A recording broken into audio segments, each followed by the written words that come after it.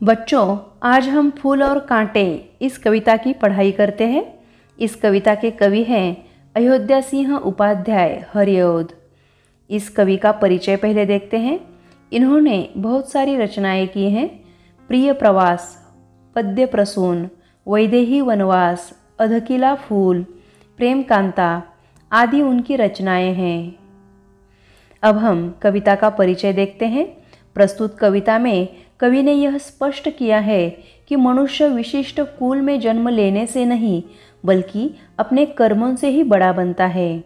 फूल और कांटे के माध्यम से व्यक्ति के व्यवहार के विषय में बताया गया है। उच्च कुल में जन्मे व्यक्ति इसका दूसरों के प्रति व्यवहार यदि उचित नहीं है तो उसकी कुलीनता उसे समाज में सम्मान नहीं दिला सकती। पहले हम कविता पढ़ते हैं और उसके बाद कविता का सरल अर्थ समझ लेते हैं। है जन्म लेते जगह में एक ही पौधा उन्हें है पालता। रात में उन पर चमकता चांद भी एक ही सी है चांदनी डालता। मेह उन पर है बरसता एक सी उन पर हवाएं है बही। पर सदा ही यह दिखाता है हमें ढंग उनके एक से होते नहीं। छेद कर कांटा किसी की उंगलियां, फाड़ देता है किसी का वर वसन। प्यार डूबी तितलियों के पर कतर, भौर का है वैध देता शाम तन। फूल लेकर तितलियों को की गोद में, भौर को अपना अनूठा रस पिला। निज सुगंध और निराले रंग से है सदा देता कलीजी की खिला। है खटकता एक सबकी आँख में, दूसरा है सोहता सूर सिस पर। किस तरह कुल की बढ़ाई काम दे, जो किसी में हो बड़प्पन की कसर। अब हम कविता का सरल अर्थ देखते हैं। पहले 4 पंक्तियों का अर्थ देखते हैं। है जन्म लेते जगह में एक ही, फूल और कांटा एक ही स्थान पर जन्म लेता है। एक ही पौधा उन्हें पालता, एक ही पौधे पर वे दोनों पलते हैं। एक ही जगह पर वो दोनों जन्म लेते हैं। रात में उन पर चमकता चांद भी एक ही सी चांदनी है डालता। रात्रि के समय जब आकाश में चांद अपनी शीतल चांदनी फैलाता है तब फूल और कांटे दोनों को समान रूप से वह चांदनी मिलती है। किसी एक को ज़्यादा या किसी एक को कम कभी नहीं मिलती।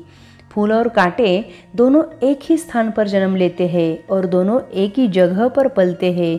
दोनों पर चांदनी की शीतलता एक समान होती है। अगली पंक्तियाँ देखते हैं। मेह उन पर है बरसता एक सा, मेह यानी बादल, एक सी उन पर हवाएं हैं बही।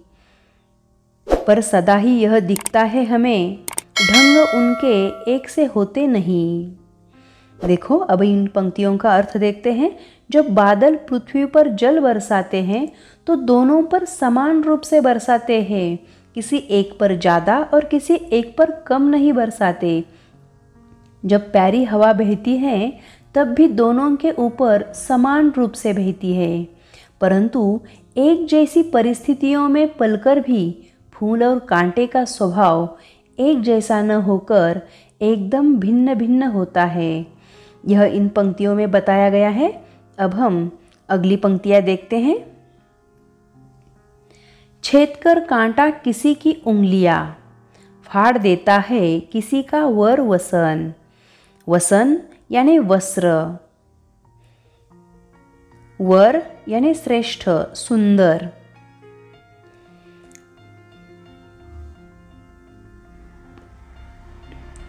अब हम आगे देखते हैं। वेद इस शब्द का अर्थ लिखो छेदना।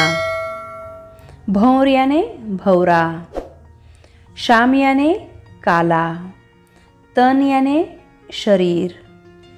अब हम इन पंक्तियों का अर्थ समझ लेते हैं।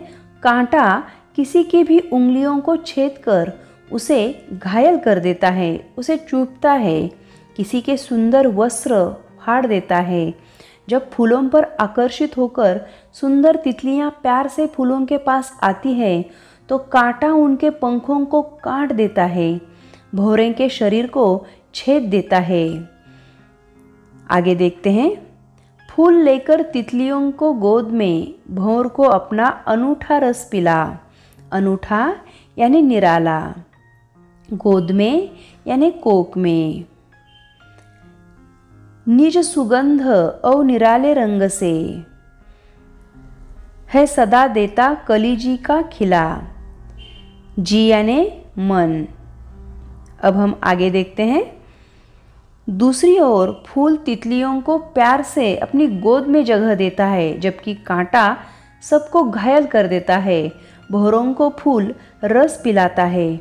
अपनी मदमाती सुगंध और रंगों की निराली छटा से सभी को मन को प्रसन्न कर देता है।